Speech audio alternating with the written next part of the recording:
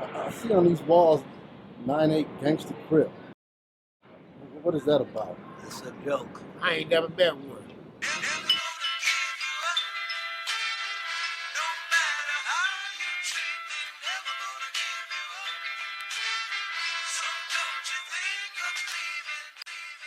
I think it's a ghost writing that shit. I don't know. I ain't never seen that shit. I think somebody's playing around just needing something to do.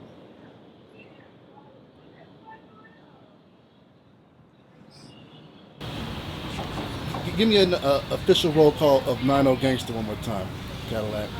The founders, the ones who started it all. The founders, Marcus Baker, Cody Brown, Cherry Brown, OG Cheney, OG Capone, Skull,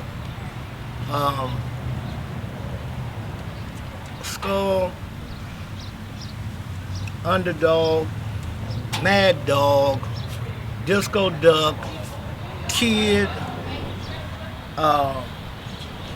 Teardrop, Crispy, Chino, Wally Dog,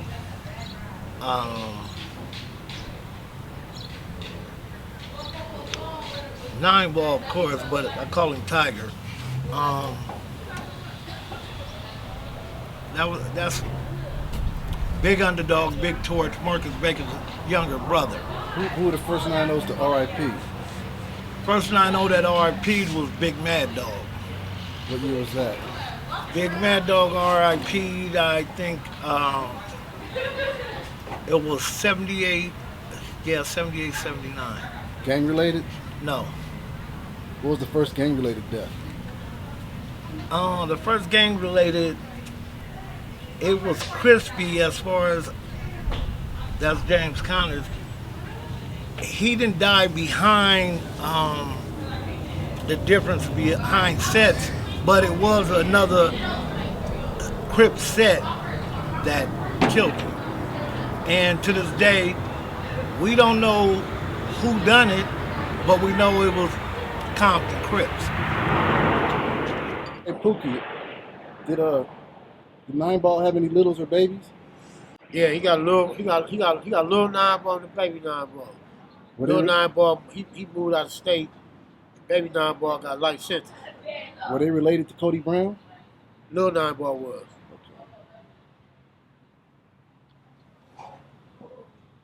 You know, most gangs formed by merging with other little gangs in the area. There wasn't no little cliques running around here that you guys sucked up. They had a little crew on 91st called FHDs, right? They turned the hood. They ended up being riders too, most of them. Right. You know what I mean? Them niggas are real riders. We ain't gonna have no other hoods. Not when I'm living. No, not over here. Some radios, other hoods, nothing. Everything gonna be us. Period. Point. If it ain't 9-0, you gotta go. We ain't accepting. You know what I mean? We ain't gonna have no other little sets around this motherfucker game from 9-0. That's the other side. What? Talking about the South Side 9-0s, the Mexicans. Oh. Yeah. Oh wow. Ain't no South They Side. caught too much. They caught too much pressure. West Side. They caught too much pressure from the Serenos, and they squashed them. They lasted about a year, and they got squashed real quick. What you catch a couple of them that's bang 9-0, they ain't got that South Side 9-0. They just bang 9-0 neighborhood. Wasn't there a death up at Washington High School between South Side 9-0s and South Los or some shit like that back in the days? Back in the days, we had a SA homie knock one of them down right down there. Knock one of them down. So we started beefing the South Los a little bit too, but they couldn't fuck with us. You know what I mean? That shit is that's bad. Yeah. So over here, who was y'all most vicious rival? A-Trey Gangster. And who? A-Trey's and who? As far as the Hoovers, that died down. It was too hard for them to get away from here after they get here, so. Really, they A-Trey Gangster and the Inglewood family. A-Trey Gangster and the Inglewood family.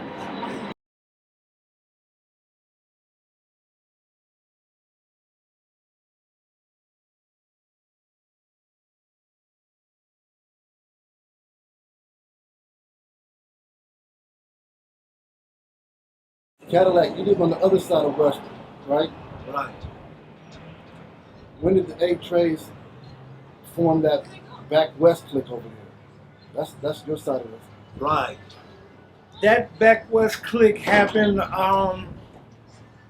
around 80, 81, after it went to the point of everybody wanted to turn against 9-0s, and the 9-0s on that side, they got very close knitted, and they only had certain amount of blocks. So they Craig Gangsters, they've always been right there on Manchester, so they start crossing over little by little. And the thing about it is we didn't have enough of a team to cover to even try to stop them because too much funk with the Hoovers. And like I say, they stayed close knitted to where you wouldn't see or hear them over there unless they knocking something down. And they done it pretty damn good. I got to give them their props. So the ETG's been on that side since the early 80s. Yeah. When did they officially put that name on it back west, you know? Man, that happened like after 84 when they went through the north side, south side, back side, and all that. Back then, when Monster them come up with the north side. Any old war stories you want to tell us? Oh, Any close calls from back in the days, walking down Western? I'll say this. When I first started banging, you know, me and Nine Ball was like, me and Lil Nine Ball, Michael Brown, was really the only little homies that the 90s had as far as dealing with Kerry Brown, Cody Brown, the homie Big Crane, Crispy, Neckbone. We was little homies, and we decided to go to the Funk Festival. So we like 16 deep. I'm feeling we deep. You know, I'm the little homie. I'm loving to be with the big homies. We go to the point of we sitting up there waiting for George Clinton to come on. We see a line like from here to Western of people walking. And I say Craig Gangsters, it had to be about a good 100 of them.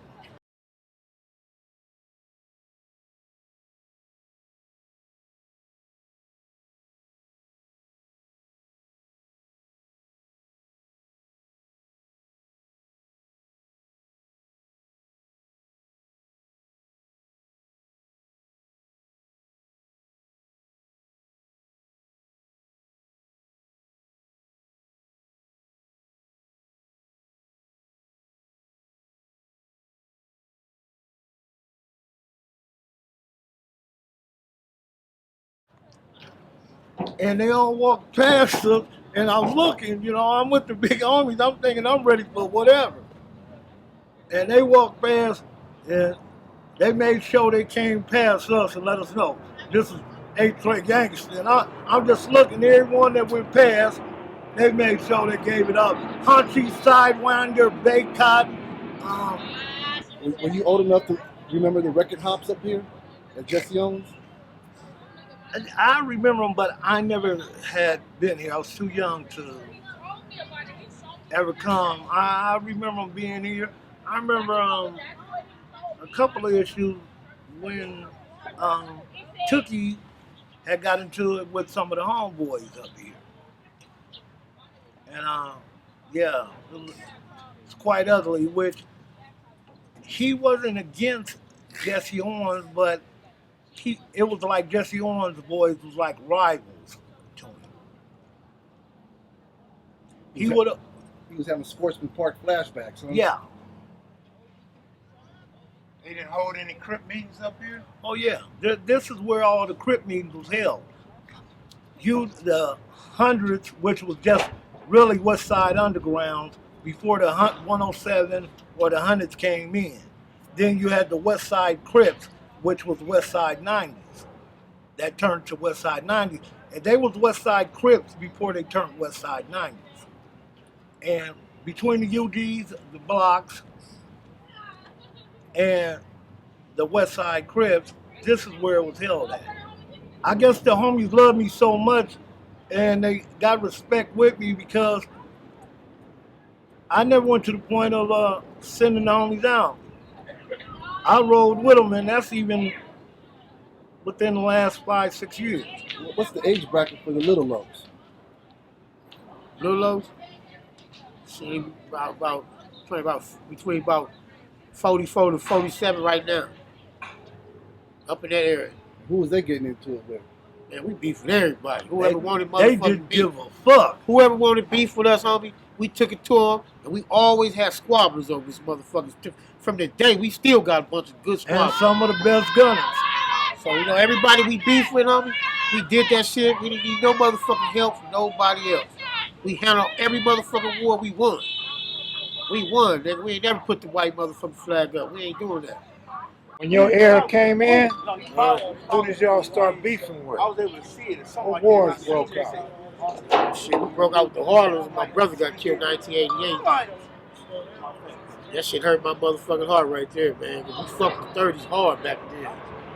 36 and 9-0.